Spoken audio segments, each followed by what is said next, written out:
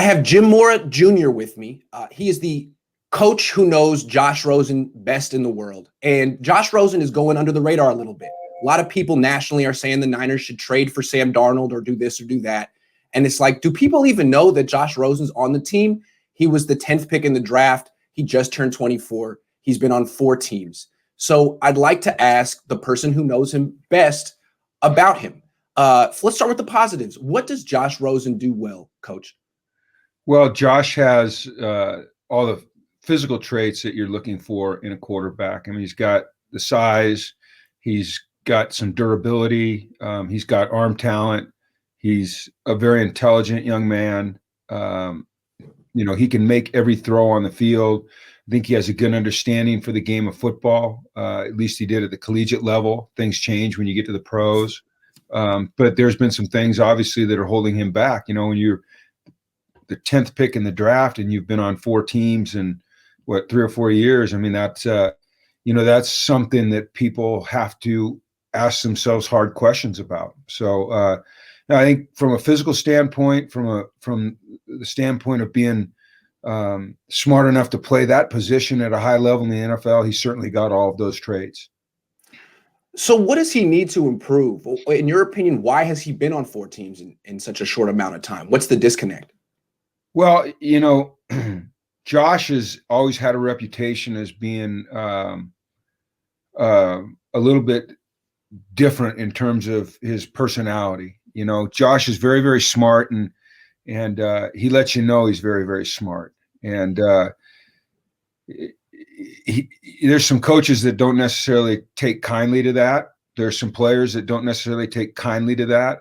I mean, I think that the bottom line here is this: if Josh has the talent that he has, and had come into a locker room and shown the type of dedication, humbleness, work ethic, team first attitude, and an ability to fit in, there's a good chance he'd have stuck at one of those places. But that's been hard for Josh to do. I pull for him because I think he's a really good person.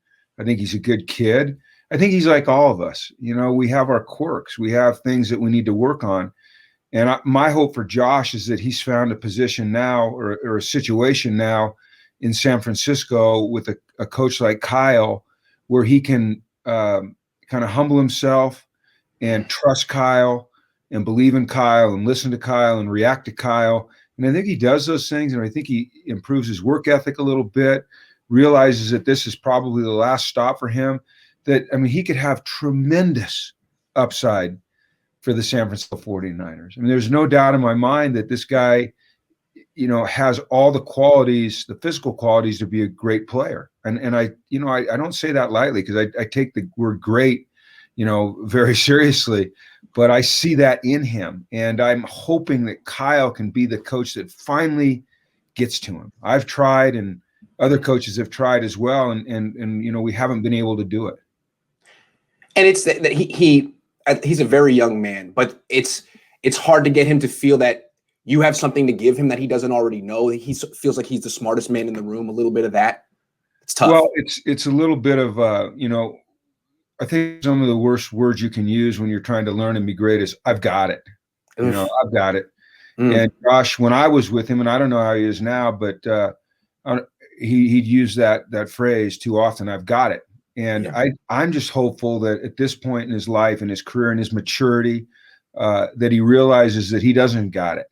That he needs to listen to other people. And I think if he does that, then he's got a chance to be really special. If he doesn't do that, then he's going to find himself out. I think what's great for Josh right now is it's entirely up to him. It's entirely up to him which way his career goes. And he's faced so many changes, through his years here, his, young years in the NFL, that he's got to figure it out. And, my gut feeling is that he will. I like Josh. When I say, I'm just trying to be honest with you when I talk about some of the things that have held him back. And the great thing is they're correctable. They're correctable things. They're really just their adjustments and their mindset adjustments. And he's still a young man. Do you feel that he deep down loves football? That's a great question, and I think the only person who can truly answer that is Josh. I've been fortunate to be around some pretty darn good football players, and Mhm. all of them had a passion to prepare. They had a standard they set for themselves in terms of their performance. They had a work ethic that was beyond reproach. It just oozed from their pores that they loved football, that they loved to compete, that they had to win, that they were pushing every day to be the very best that they could be, that they were doing everything, saying everything, taking every action they could to be great. And they were able to combine that mindset and that attitude with physical skills that push them to be great.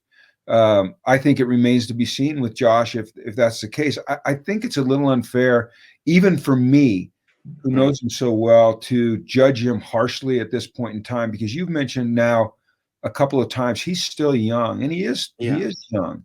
And back in the olden days, not so olden days even, guys didn't start to really put their feet on the field and play in regular season games until they'd seasoned a little bit. They'd played a few years behind someone that had some maturity and understood the pro game and understood the commitment it takes, especially at the quarterback position, to be great. And I don't know that Josh was ever afforded that in the pros. In college, look, I surrounded him with guys that I thought could help him. I brought Troy Aikman in to speak with him, sent him down to Peyton Manning's academy to work with Peyton, tried to put the great ones in front of him so he had opportunity to learn from them. Yeah. I was talking to a young man who was at that Peyton Manning passing academy and said he had Josh Rosen as his counselor. And he said, Josh was really nice, really smart, a good guy, was late every day. And he said, you know what? Josh Dobbs was early every day. And it's like, those are the things that I think Josh is going to have to figure out. And he's still young. But final question I want to ask for you is,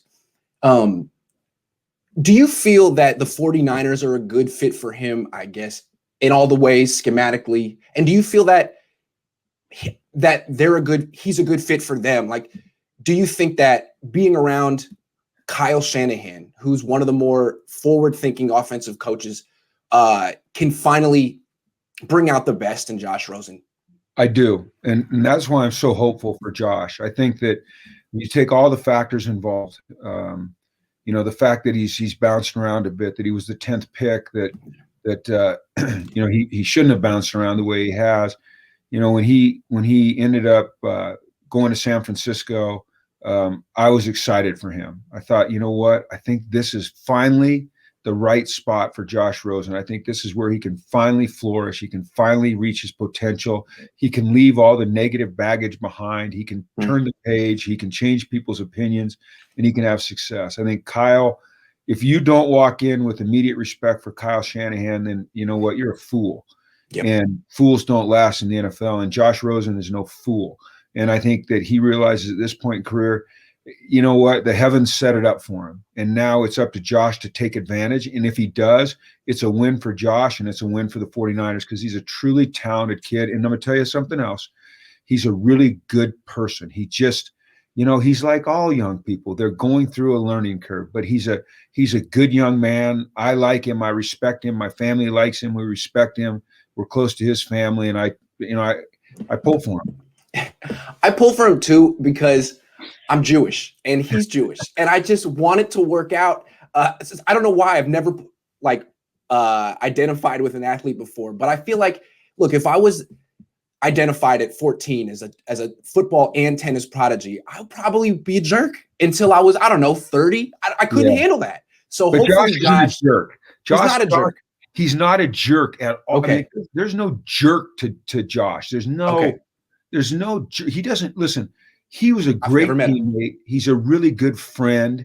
His friends love him. He treats people right. He's a little bit quirky, and it's because he's young and he's learning. And you know what? I've been around a lot of players in my career that go through these phases. And then you know what? All of a sudden, boom, it clicks. And they mature to the level that they need to mature to have success in the NFL.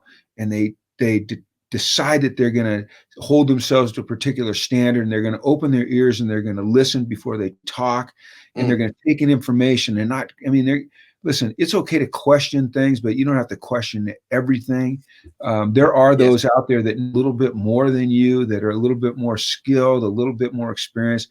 And my hope for Josh is that he comes to that realization, because like I said, I think that he's in the perfect spot for success. He really is. If he has success, I think the 49ers can have great success. And I'm hoping that we look back and we go, God dang, how did Josh Rosen end up with the 49ers? What a crazy path he took. And then at some point he can become a mentor to some other young players that are, maybe struggling with the dynamics of professional football and the transition from college to the pros, or like you said, having been a prodigy. Having been told since you were 14 that you were the greatest ever. I mean, that has a lasting imprint on you that's not necessarily your fault. Yeah. I couldn't imagine what that would do to young me. It would just, how could you be grounded after that? But being on a practice squad for a year, that'll ground you. And being in the same meeting as Kyle Shanahan. Well, one thing I went to UCLA too, and it's a very heady experience. You feel very smart. But one of the markings of being a smart person is listening. And you'll learn that as a young man. And if Josh can't listen to Kyle Shanahan, as you said, there's something wrong there. And I think this is the test. We'll see. I'm pulling for him. I think if I were 24 in that, I'd be listening, Josh. I'm just saying. I'm pulling for Josh as well. He's my quarterback for 3 years, but more than that, it wasn't about my feelings towards him aren't about those 3 years at UCLA. It's about knowing him since he was about 15 years old, watching him grow, knowing what the truth of his heart is, and hoping that he can get to where he really wants to be, and hoping to understand what it's going to take to get where he truly wants to be. Jim, this was fantastic. Thank you so much. My pleasure. You have a great day.